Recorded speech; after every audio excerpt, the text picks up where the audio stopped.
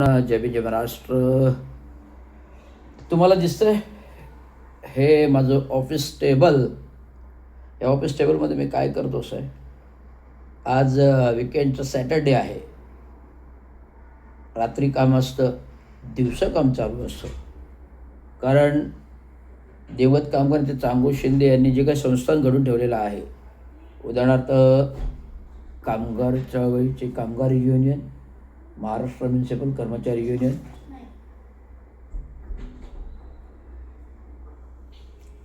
Maharashtra municipal कर्मचारी union आणि विविध पत्रकार यांचं कोणकोणत्या कार्यालयात कशी कशी पत्रं कुठकुठल्या विषयात दिले त्याचा आढावा. आणि सोमवारच्या महासभेमध्ये 20 तारखेला जो काही ठराव येतो आहे, शांतता क्षेत्र आणि आंदोलनावर बंदी आणि 100 मीटर पलीकडे, तो जो प्रस्ताव आहे तो डिसेंबर 2023 म्हणजे घटनाबाह्य आहे. आणि घटनेच्या बाह्य असल्यामुळे डिसेंबर 2023 आहे, त्यामुळे 90पेक्षा जास्त दिवस झाले, त्यामुळे तो बाद झालेला आहे. आणि बाद झाल्यामुळे त्या ठरावाची फेरमंजुरी आल्याशिवाय तो महासभेत प्रस्ताव गणला जाणार नाही. म्हणजे अवमान होऊ शकतो महासभेचा आणि अधिकाऱ्यांवर शिस्तभंग कारवाई होऊ शकते. तर अशा प्रकारचं हे प्रयोजन आहे. त्यामुळे मी सर्व लोकप्रतिनिधींना अलर्ट केलेलं आहे. लोकप्रतिनिधींना अलर्ट केलेलं आहे की असं 2023चा प्रस्ताव आहे डिसेंबर, आणि महासभेत त्याच प्रस्तावावर मंजुरी आपल्याला ठराव घेता येणार नाही, तर त्याला फेरमंजुरी घ्यावी लागेल. कारण एखादा प्रस्ताव 90 दिवसापेक्षा जास्त झाला आहे, म्हणजे वर्षापेक्षा जास्त झाला आहे, तर त्यांना फेरमंजुरी घ्यावी लागते आणि नंतर तो प्रस्ताव पुनर्मंजुरीसाठी मग ठरावातून यावा लागतो. पण तशी काही प्रक्रिया सुरक्षा अधिकारी फर्डे यांनी केलेली नाही आहे आणि थेट ठराव आणलेला आहे. तो घटनाबाह्य आहे. मग त्याच्यावर एक अवमान महासभेचा होऊ शकतो आणि अधिकाऱ्यावर शिस्तभंग होऊ शकते. कारण हा शिस्तीचा शवशर्तीचा नियम आहे. तर हे संपूर्ण कायद्याच्या दृष्टिकोनातून वाचन आणि बौद्ध धम्म चक्र प्रवर्तन समिती, तुम्हाला माहिती आहे बौद्ध धम्म चक्र प्रवर्तन समिती एक भलं मोठं संस्थान आहे जे अधिकृत आहे. भलं मोठं बौद्ध धम्म चक्र प्रवर्तन संस्थान आहे जे काही अधिकृत आहे. आणि या संस्थेची भली मोठी जागा आहे, बौद्धविहार आहे. या बौद्धविहाराचं पुढे वास्तूत रूपांतर करायचं आहे बौद्धविहाराच्या. त्याचं सर्वसामान्य जनसामान्यांसाठी वापर व्हावा. सार्वजनिक संस्था आहे, सार्वजनिक ट्रस्ट आहे.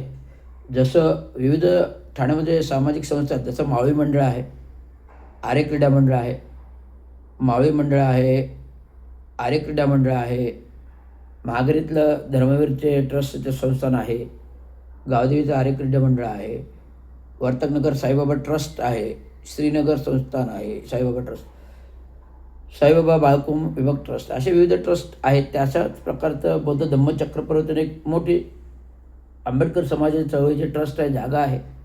ही अधिकृत जागा बाबांनी करून गेली. त्याचं मूल्य व्हॅल्युएशन 300 ते 500 करोडच्या घरात आहे आणि ती अधिकृत जागा संपूर्ण केंद्र शासनाने मंजुरी आहे, संपूर्ण परवानगी आहेत. आणि असूनसुद्धा सदरच्या बाबा गेले 2012, त्यामुळे 12-14 वर्षे प्रकल्पाचं कामं रखडलेली आहेत. ते आता मार्गी लावायचे आहेत. ते मार्गी लावायचं काम धुरंधर कागदोपत्री कार्यक्रम सेवानिवृत्तीनंतर मी करत आहे. अशा प्रकारचं कार्य बघा. तुम्ही माझं टेबल भरलेलं आहे. तुम्हाला वाटतं रवींद्र शिंदे सेवानिवृत्त आहे, पण रवींद्र शिंदे सेवानिवृत्तीपर्यंत सामाजिक संस्थेची कामं मला सांभाळायची आहेत. कामगार वर्ग सांभाळायचे आहेत, कामगार चळवळ सांभाळायचे आहेत, कामगार चळवळबरोबर बौद्ध धम्मचक्र प्रवर्तन ट्रस्ट अधिकृत सांभाळायचे आहे. जो निर्णय 29 मे 2025 रोजी धर्मदाय ट्रस्टने दिला, जो अधिकृतरित्या ज्या आधीचे बॉडीला रिजेक्टेड केले आणि त्या आधीच्या बॉडीला रिजेक्टेड जुनी बॉडी जी होतं मी, तर माझ्या जुन्या बॉडीमधील संस्थानाला त्यांनी परवानगी दिली. त्यामुळे ते अधिकृत ट्रस्टी मी आलेलो आहे. त्यामुळे बौद्ध धम्मच्या ट्रस्टीमध्ये बराच काही गडबड गोंधळ आहे, जो माझ्या मोठ्या बंधूंनी केलेला आहे. विविध खाते क्रमांकाचं अदलाबदल केलेली आहे आणि विविध सदस्यांच्या मेंबरच्या अदलाबदली केली आहेत अनधिकृत, पण त्याला मान्यता नाही आहे. तर ते मी तपासणी करून धर्मदाय आयुक्तपर्यंत मांडायचा प्रयत्न आहे. अधिकृत हे धर्मदाय बौद्ध धम्मचक्र ट्रस्ट लेटर पॅड आहेत. विविध मीटिंगच्या आता नुकतेच गेल्या 27/6/2026 रोजी 27/6/2026 रोजी रविवारच्या दिवशी मी सर्वसाधारण सभा घेतली आणि सभेमध्ये जे काही रिक्त पद आहेत म्हणजे दिवंगत कामगारांचे जांगो शिंदे हे निधन झाल्यामुळे त्यांची अधिकृत जागा रिक्त आहे. कारण आता नवीन आदेशानुसार पद रिक्त आहे. सेक्रेटरी राजीनामा दिल्यामुळे ते पद रिक्त आहे. त्यामुळे या 2 जागा महत्त्वाच्या आहेत आणि 3 सदस्याचे पद रिक्त आहेत. ते 5 मेंबरच्या नियुक्त्या करायच्या आहेत. त्यासाठी अधिकृत बौद्ध धम्म चक्रवर्ती जे काही टपाल आहे दस्तावेज आहे जो प्रभारी प्रभाकर जांगो शिंदे यांच्या ताब्यात आहे तो घेण्यासाठी त्याला अधिकृत आधी पत्र दिलेलं आहे. पत्रांती ते दप्तर मागणी केली आहे आणि जर नाही आलं तर कायदेशीर प्रक्रिया करण्यात येईल एवढं तुम्हाला सांगतोय.